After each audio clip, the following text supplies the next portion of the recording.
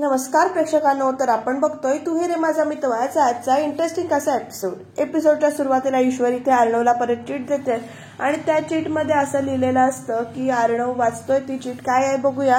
तर त्या चीटमध्ये लिहिलेलं असतं, मी सांगणार नाही, शॉर्ट नोट 5 मिनिटात लिहून आणून देते. तर अर्णव चीट वाचून ना तिच्याकडे कसा बघतोय तर ईश्वरीना स्वतःशीच ते हसते.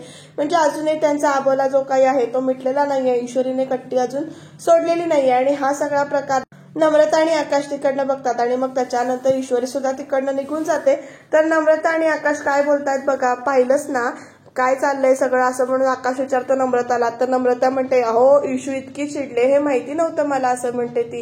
आणि म्हणत आकाश म्हणतो, मुळात दोन चांगली लोक एकमेकांची भांडतात तेव्हा खूप जास्त वाईट वाटतं. आणि मग दादा म्हणाले खूप चांगलं आहे असं आकाश सांगतो, पण बघ ना किती मिसअंडरस्टँडिंग होतं त्यांच्यामध्ये. तर नम्रता म्हणते हो, पण आकाश सर हे सगळं ना गलतफहमीमुळेच होतंय असं नम्रता म्हणते. परत हे भांडण ना मिटायलाच हवं असं दोघांचंही म्हणणं पडलंय. आणि आकाश म्हणतो, नम्रता आय हॅव एन आयडिया. तर नम्रताच्या ते काय, तर आकाश म्हणतो आपण हे भांडण मिटवायचं का, तर आपण असं नम्रता संशयाने विचारते. तर नम्रता नंतर लगेच म्हणते हो चालेल ठीक आहे. तर आकाश म्हणतो डन आणि मग हात पुढे करतो. तर नम्रता सुद्धा त्याच्या हातात हात देते आणि डन असं म्हणते. बघूया आता पुढे काय होते, ते भांडण मिटतंय का बघूया. आता आकाश आणि नम्रता भांडण मिटवू शकतात का अर्णव आणि ईश्वरीचं. तर आता इकडे राकेश आला आत्याजवळ आणि हे घ्या तुमचे पैसे, साड्या त्या बाईंना दिलेले आहेत आणि त्यांनी सगळे लगेच पैसे दिले. तर आत्या म्हणतात थँक्यू राकेश, आज तुम्ही खूप मोठं काम केलं तुम्ही माझं. आणि राकेशचे डोळे बघा कसे असं म्हणजे डोळ्यावर फोकस कसा केलाय बघा. तर नंतर एकदम राकेश असं करतो आणि त्याच्या हाताला लागलंय. मग आत्या म्हणतात अहो आत्या हे काय लागलंय तुम्हाला असं विचारतात. मग राकेश म्हणतो नाही काही नाही, थोडासा मुका मार लागला. तर आत्या म्हणते कसं काय, तर आकाश म्हणतो अहो तो रिक्षावाला आणि त्याचे मित्र ना साड्या परत द्यायला तयारच नव्हते. मग आता विचारतात मग, तर राकेश म्हणतो मग काय थोडीशी मारामारी करावी लागली. तर त्यात जरासं लागलंय हाताला. तर अहो केवढं लागलंय तुम्हाला, आणि म्हणताय थोडीशी मारामारी केली, तुम्ही बसा मी तुम्हाला औषध लावते. अहो नाही आत्या औषध नको, औषध आहे माझ्या रूम मध्ये माझ्या खोलीवर, मी लावून घेते. तर लगेच आत्या म्हणतात राकेश मी रागवेन हो तुम्हाला, आता माझ्यामुळे तुम्हाला एवढा त्रास झाला, एवढं लागलंय तुम्हाला. मग त्याच्यानंतर लगेच राकेश म्हणतो अहो ईश्वरीची आत्या आहे तुम्ही, एवढं तर तुमच्यासाठी असं म्हणून मुद्दामून थांबतो. आणि मग त्याच्यानंतर म्हणतो सॉरी मी जरा जास्तच बोललो का असं म्हणतोय आणि मी येतो असं म्हणून तिकडनं निघून जातोय. प्रेक्षकांनो म्हणजे ईश्वरीचं नाव मुद्दामून घेतोय सारखं. आणि आत्या मात्र आपल्या विचारात आहे, म्हणतात आता तर माझी खात्रीच पटली आहे की याला ईश्वरी आवडते. साधा मुलगा, हल्ली असे कुठे मिळतात संस्कारी आणि गुणी मुलगे, ह्याचे गुण कधी खरे उघडकीस येत आहेत ते बघत राहणं इंटरेस्टिंग ठरणार आहे. आत्या तेव्हा शॉक मोड मध्ये जाणार आहे बरं का. तर आकाश ना इकडे अर्णवला म्हणत असतो दादा माझं ऐकून तरी घेता. अर्णव म्हणतो त्या मिस ईश्वरी बद्दल, मिस इंदोर बद्दल तू काहीतरी बोलणार असलास तर मला काही ऐकायचं नाहीये. ती कशी वागते बघितलंस ना तू, नर्सरीतल्या एखाद्या लहान मुलांपेक्षा कमी अक्कल आहे तिला असं म्हणतो. डोक्यात नाही इंदोरी बटाटे भरले ते जिरावे लागतात. तर मग लगेच अर्णवला आकाश म्हणतो की मग तर तिला समजावून सांग ना तू नीट. तर अर्णव म्हणतो त्यापेक्षा ना मी माझं डोकं आपटेन भिंतीवर. ए दादा, मग लगेच अर्णव म्हणतो आकाश डोंट वेस्ट माय टाइम असं म्हणून सांगतो. तर इकडे नम्रता पण ईश्वरीला तेच सांगते, पण कशा पद्धतीने सांगते बघूया. इशू अगं ऐकून तरी घे मी काय सांगते ते. तर ईश्वरी म्हणते ताई अगं तू काय माझी समजूत काढायला इथे आलीस का, लहान आहे का ग मी, अगं लहान मुलासारखीच वागतेस असं नम्रता म्हणते. तर ईश्वरी तिला म्हणते की त्यांना जसं हवंय तसंच वागतेय मी. आणि पुढे म्हणते ताई तू जा ग, तुझ्याशी गपशप करायला मला वेळ नाहीये, मला खूप काम आहे ते तू जा ग असं म्हणून म्हणते. आणि आता म्हणते तू जा असं म्हणून. तर आता ईश्वरी तिकडे निघून जाते. तर नम्रता इशू अगं ऐक ग असं म्हणते. तर आता आकाश सुद्धा तिकडे आलाय बरं का. तर दोघं जण मिळून बोलतात. आकाश म्हणतो काय झालं, तर लगेच नाही म्हणून नम्रता सांगते आणि मग विचारते अर्णव सर. तर आकाश पण तिकडे नाही म्हणून मान डोलवतो. आता बघूया पुढे काय होणार आहे ते. ही दोघं तर फायनली म्हणजे अनसक्सेसफुल झालेत त्यांचा रुसवा कट्टी सोडवण्यामध्ये. तर आता ईश्वरी परत अर्णवच्या केबिन मध्ये गेले. प्रेक्षकांनो ती टेबलवर असं टक टक करते आणि मग फाईल हातामध्ये देते आणि पेनाने फाईलवर काहीतरी दाखवते असं टिक करून आणि असं लिहा असं वगैरे काहीतरी सांगते. आणि आता बघूया ईश्वरीचं म्हणजे रुसवा कट्टी काढायला अर्णव सक्सेसफुल होतोय का, कुठल्या प्रकारे काढतोय. तर लगेच अर्णव म्हणतो दिस इज गेटिंग टू मच, आणि हे कधीपर्यंत चालणार आहे असं विचारतो अर्णव ईश्वरीला आता. तर अर्णवने विचारल्यानंतर सुद्धा ईश्वरी काही बोलत नाही. तर लगेच मिस इंदोर तुझं हे वागणं फक्त चाइल्डिश नाहीये तर अनप्रोफेशनल सुद्धा आहे असं अर्णव सांगतो बरं का तिला. आणि तरी सुद्धा ईश्वरी काही बोलत नाही. तर अर्णव परत मान तिकडे करतो आपल्याकडे म्हणतो ऑल राईट ठीक आहे तू असंच वागणार आहेस का असं विचारतो. तर ईश्वरी सुद्धा हो अशी मान डोलवते. अर्णव परत विचारतो फायनल आहे का तुझं. आणि त्या दोघांची जी काही बोलणं चाललंय ना तिकडे आकाश आणि नम्रता दोघं दाराबाहेरून ऐकतात बरं का. आणि दोघं त्याच्यावर कॉम्प्लिमेंट सुद्धा देत आहेत. ईश्वरी परत नाही म्हणून गप्पच उभी राहते. तर फायनली अर्णव उठतो आणि ओके असं म्हणतो, मला ना अशी न बोलणारी, असे हातवारे करणारी पीए नकोय असं सांगतो बरं का. आणि तरी सुद्धा ईश्वरीचं काही म्हणजे माशी सुद्धा हलत नाही. तर अर्णव पुढे म्हणतो सो मी तुला नोकरीवरून कधी काढू शकतो. आता मात्र ईश्वरीला शॉक बसलाय बरं का असं म्हटल्यानंतर. त्यामुळे असं ती म्हणजे एकदम बघते त्याच्याकडे. अर्णव पुढे म्हणतो हे तुझं लॉकेट जे काही आहे ना ते तुला परत न देता मी तुला नोकरीवरून काढू शकतो. मी फक्त धमकी देत नाहीये आणि आय मीन इट असं म्हणून सांगतो. तर ईश्वरीच्या रिॲक्शन्स बघा कशा चालल्या आहेत त्या. पुढे विचारतो यू डोंट बिलीव्ह मी असं म्हणतो. आणि डायरेक्ट त्यांना ते लॉकेटला हात लावणार. आता ह्या दोघांना पण टेन्शन आले नेमकं काय होणार. अर्णव ते लॉकेट काढतो आणि असं हातामध्ये धरतो गच्च. तर लगेच ईश्वरी जोरात जवळ येते आणि म्हणते ओ सर काय करताय तुम्ही, माझं लॉकेट का फेकून देताय, ओ सर असं परत हाका मारते. तर प्रेक्षकांना ईश्वरीना अर्णवच्या हातावर इथे हात धरते. तर अर्णव तिकडनं म्हणतोय बोललीस ना माझ्याशी गुड असं म्हणून तो म्हणतो. आणि ईश्वरीला जेव्हा कळतं की आपण त्याचा हातात धरलाय तर तो हात ती सोडून देते. तर अर्णवचं लक्ष सुद्धा त्याच्याकडे जातं. तर ईश्वरी त्याला म्हणते हे सगळं ना तुम्ही मुद्दामून केलंय, मी तुमच्याशी बोलावं म्हणून तुम्ही हे केलंय, पण तुम्ही लक्षात ठेवा सर हम भी इंदौर से. मग लगेच अर्णव विचारतो मग. तर ईश्वरी म्हणते मग काय, मग ही ट्रिक नाही चालणार आहे तुमची माझ्यावर असं म्हणते ती पुढे. आणि काय हो सर माझी बडबड आवडत नाही ना तुम्हाला, मग तुम्ही का कोशिश करताय मी बोलावं म्हणून हा असं विचारते. तर अर्णव सुद्धा तिच्याकडे बघत राहतो. ईश्वरी परत जोरात ओरडते आणि म्हणते सांगा ना. तर लगेच ईश्वरीला अर्णव म्हणतो पीए जर का बोलणार नसेल ना तर ऑफिसमधली कामं होत नाहीत म्हणून म्हणतोय. तर ईश्वरी म्हणते ओ सर आज सकाळपासून कुठलं काम मिस झालंय किंवा नीट झालं नाहीये मला सांगा, एक उदाहरण तरी द्या. तर लगेच अर्णव चिडून म्हणतो इनफ, मी तुला शेवटचं सांगतोय आज हे चालेल पण उद्यापासून बोलायचं जे काही कम्युनिकेशन असेल ना ते व्हर्बल असेल ऑल राईट. आणि जर का पटत नसेल ना तर नोकरी सोडायची आणि सरळ इंदोरला निघून जायचं. तर ईश्वरी लगेच ओरडून विचारते का इंदोरचं आहे ना तू असं म्हणून. मग हा असं म्हणते हम इंदोरचे आहे असं म्हणते. आणि ही दोघं बघा कसे असतात. ते ईश्वरी म्हणते परत सर तुम्ही असं नाही वागू शकत माझ्याशी. आणि इकडे या दोघांची ना परत बघ चालू झाली ईश्वरीची. अर्णव कसा गप्पाच उभा आहे. तर ईश्वरी खूप प्रचंड बडबडते बरं का प्रेक्षकांना. आणि शेवटी अर्णव ओरडतो आणि स्टॉप असं म्हणतो आणि म्हणतो मिस इंदौर कट्टी सुटली आता ऑल राईट असं विचारतो. तो ईश्वरी सुद्धा गप्प बसते आणि ओ म्हणते आणि त्याचा हात धरते एकदम आणि हातातलं लॉकेट काढते. परत लॉकेट काढून आहे असं परत त्या नेकलेसच्या इथे लावून ठेवते जिथे नेकलेस होता ते. तर अर्णव तिच्याकडे बघतच राहिलाय. नम्रता आकाशला म्हणते आकाश सर काही फायदा नाही झालाय यांना समजावण्याचा. आकाश म्हणतो समजावण्याचा फायदा झालाय की नाही ते माहिती नाही पण ईश्वरीच्या लॉकेटमुळे ते बोलायला तर लागले. तर नम्रता म्हणते बोलायला कसले भांडायला लागले ते असं म्हटलं. तर आकाश असतो आणि म्हणतो भांडत असले तरी बोलतायत ना एकमेकांशी. तर नम्रता म्हणते हा ते झालंच पण भांडण काय ते मिटवता येईल ना हळूहळू. तर आकाश पण तेच म्हणतो एक्झॅक्टली. आणि मग दोघं एकमेकांना टाळी पण देतात बरं का प्रेक्षकांना. आणि दोघं लाजतात पण एकमेकांकडे बघून. जोडी हळूहळू पुढे जाते कशी सरकते ते बघूया प्लीज कम असं म्हणून आकाश नम्रताला तिकडनं घेऊन जातो. आता बहुतेक केबिन मध्ये जातील किंवा कॅन्टीन मध्ये जातील पण छान वाटतं या दोघांना एकत्र बघून.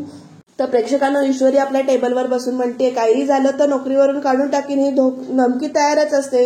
आणि तोपर्यंत आता का ईश्वरी मॅडम असं म्हणत अविनाशने तिथे एंट्री घेतले आणि मग सगळेजण अविनाशकडे बघतायत. अगदी पॅम सुद्धा हसून बघते, सगळे हाय करतायत.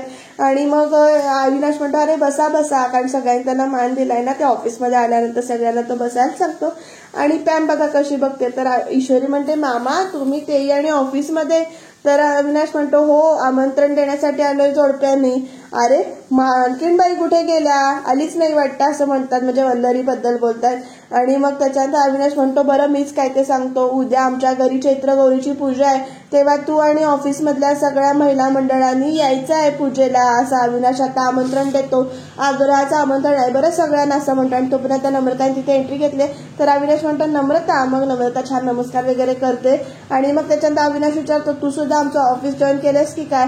तर नम्रता म्हणते नाही ते ईश्वरी डबा विसरली होती ना तो द्यायला आले होते. मग ईश्वरी सुद्धा असते. नम्रता तिच्याकडे बघून असते. तर अविनाश बरं झालं इथे प्लीज उद्या आमच्या घरी चैत्रगौरीची पूजा आहे, तेव्हा तू यायचं आहेस असं म्हणून आमंत्रण देतं. नम्रताला सुद्धा आग्रहाचं आमंत्रण आहे. तर ईश्वरीकडे नम्रता बघते एकदा आणि मग त्याच्यानंतर नम्रता काहीतरी बोलणार, तोपर्यंत अविनाश म्हणतो नाही नाही यायचं आहे, आग्रहाचं आमंत्रण आहे, येणार ना असं विचारतो. तर नम्रता हो म्हणून सांगते आणि प्रेक्षकांना ईश्वरी दोघे एकमेकांकडे बघतात. तर लगेच अविनाश म्हणतो बघितलंस मामीचं काम सुद्धा मीच करतो, कधी येईल कुणास ठाऊक. बरं मी काय म्हणतो, अर्णवला भेटून येतो म्हणून मामा तिकडनं जातात आणि नम्रताला आमंत्रण दिलंय म्हटलं पॅमचा चेहरा बघा कसा झालाय. आणि मग त्याच्यानंतर ईश्वरी नम्रताच्या जवळ येऊन म्हणते काय ताई झालं ना डबा देऊन, आकाश सरांनी फोन केला म्हणून तू बरोबर कशी लगेच आलीस ग असं विचारते नम्रताला ईश्वरी. आणि मग पुढे म्हणते इथे काही बोलत नाही मी तुला जास्त, घरी चल मग बघूया. तर नम्रता पण म्हणते हो हो हो बघूया बाय आणि ये घरी लवकर मी वाट बघते वगैरे असं सांगते. मनात तर खूप घाबरले. आता ईश्वरी आणि नम्रताची नोकझोक परत आपल्याला बघायला मिळणार, गोड गोड दोन बहिणींची. बघूया पुढे काय काय होतंय ते. तर ईश्वरी आपलं काम करत बसले पण चेहरा तिचा पडलेला आहे कारण तिची कट्टी सुटलेली आहे. तर इकडे वल्लरी लावण्याला काय सांगते बघा, तर ती म्हणते लावण्य आमच्या घरातली सगळ्यात मोठी ईश्वरीची फॅन म्हणजे माझी लाडकी भाची अंजली आज पहाटे केरळला निघून गेली, त्यामुळे आपलं काम अजून जास्त सोपं होणार आहे.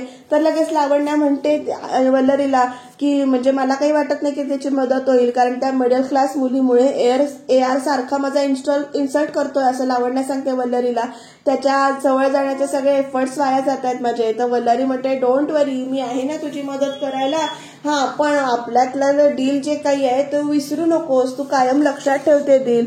तर लगेच लावण्या पण म्हणते ऑफकोर्स लक्षात आहे, तुम्हाला बिझनेस हवाय आणि मला AR हवाय म्हणजे मला अर्णव हवाय. तर लावण्याचं हे बोलणं ऐकून वल्लरी करेक्ट असं म्हणते आणि मग वल्लरी पुढे म्हणते त्या सगळ्यात आधी ना आगाऊ ईश्वरीला ऑफिसच्या बाहेर हाकलून लावायला हवं. प्रेक्षकांना शलाका तिथे येते, तिनं ऐकलंय ते बोलणं पण पुढे काय नवीन नाटक घडतंय बघा. तोपर्यंत लावण्याला बोलायच्या आधीच इकडे मॅडम कॉफी असं शलाका म्हणते आणि मग त्याच्यानंतर वल्लरीचं नवीनच नाटक सुरू होतं. ती शलाका जवळ जाते आणि म्हणते काय काय आमचं बोलणं चोरून ऐकत होतीस ना तू.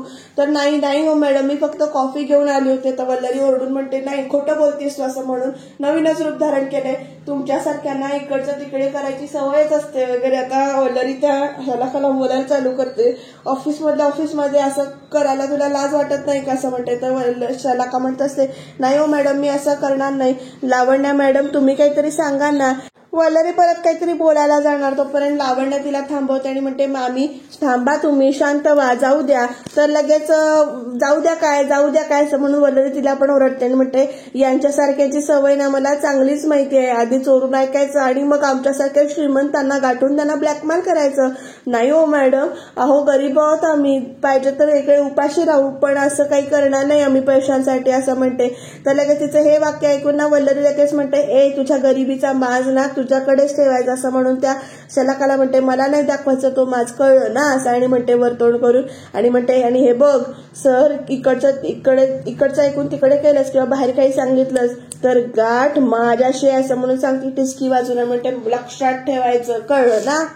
प्रेक्षकांना आता अजून काहीतरी वल्लरी बोलणार तोपर्यंत लावण्य आता तिला येऊन थांबवते आणि म्हणते मामी जस्ट काम डाऊन. वल्लरी लावण्याकडे बघते 2 मिनिटं.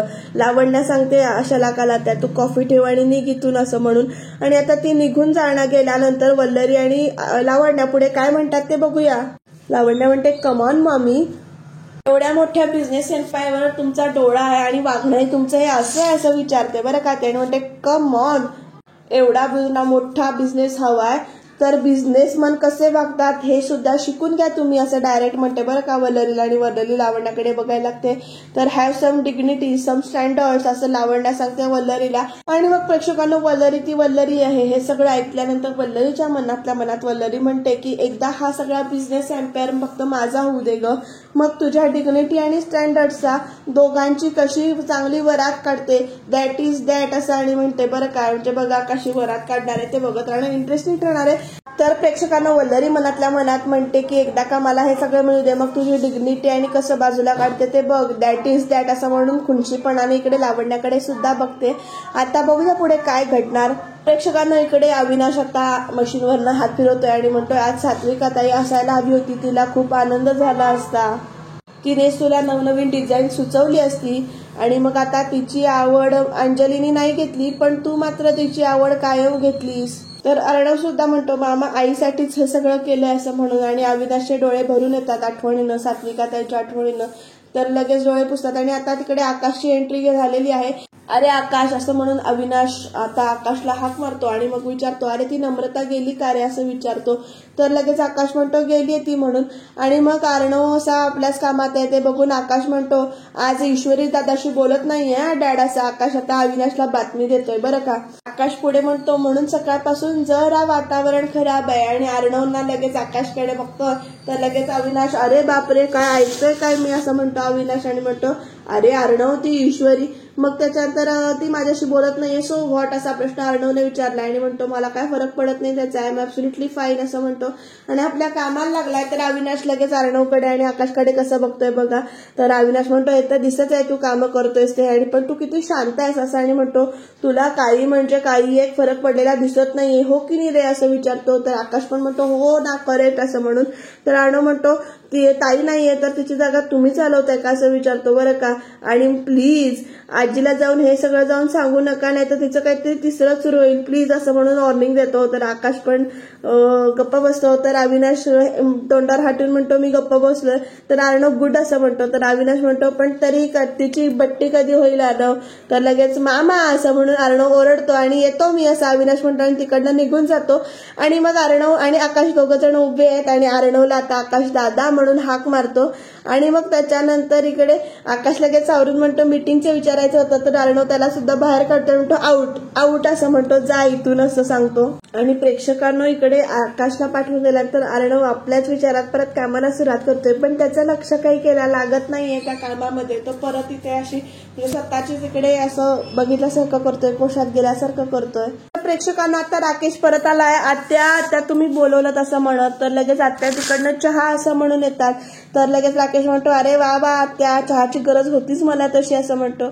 आणि बोला आत्या आजच्या दुपारच्या जेवणातलं लोणचं म्हणजे अप्रतिम होतं असं कौतुक करतो. तर आत्या पण लगेच थँक्यू म्हणतात. तर राकेश पुढे म्हणतो आता तोंडाला चव लागली त्यामुळे तुम्हाला परत लोणचं द्यायला हवं ना. तर लगेच तुम्हाला लोणचं द्यायला मला काहीच प्रॉब्लेम नाही असं आत्या म्हणते. आणि पुढे म्हणते पण राकेश तुम्ही ना आता लग्नाचा विचार करा म्हणजे लग्न करा असं लगेच सांगते आत्या.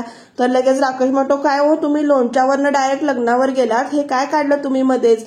तर आत्या म्हणते तसं नाही हो तुम्ही आता म्हणजे तुमचं आता लग्नाचं वय झालंय त्यामुळे तुम्ही आता लग्न करा. आत्या तुम्ही लगेच लोणच्यावरनं लग्नाचा विषय काढलात काय चाललंय तुमचं. तर लगेच आत्या म्हणते तसं नाही हो तुम्ही आता लग्न करा म्हणजे तुम्हाला घरचं लोणचं पण मिळेल आणि जेवणही मिळेल असं म्हणून म्हणजे चहाही मिळेल आणि जेवणही.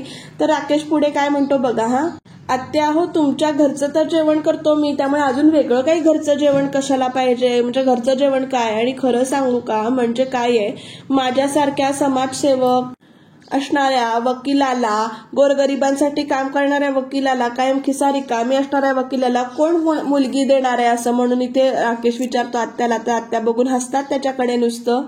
आणि मग पुढे म्हणते आत्या हो असंच काही नाही स्वभाव आणि चारित्र्य यालाही खूप महत्व आहे असं सांगते.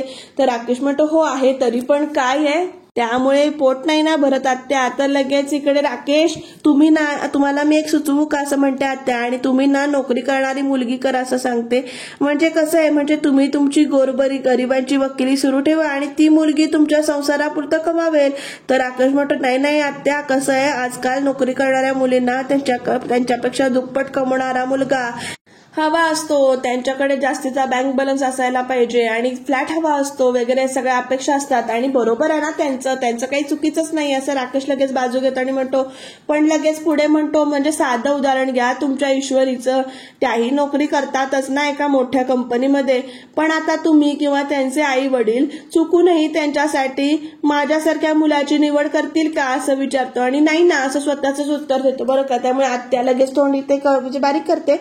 आता बघू पुढे काय घडणार आहे ते. प्रेक्षकांना शलाका इकडे त्या ईश्वरी जवळ आली आणि ईश्वरी फोन करते आणि राकेशजींचा फोन लागत नाही असं सांगते ती शलाकाला. आणि म्हणते मला वाटतं ते बहुतेक कामात असतील वगैरे सांगते. नाही म्हणजे कदाचित म्हणजे मी बोलेन त्यांच्याशी आजच. तर शलाका म्हणते ईश्वरी अगं आपल्याला लवकरात लवकर काहीतरी करायला हवं.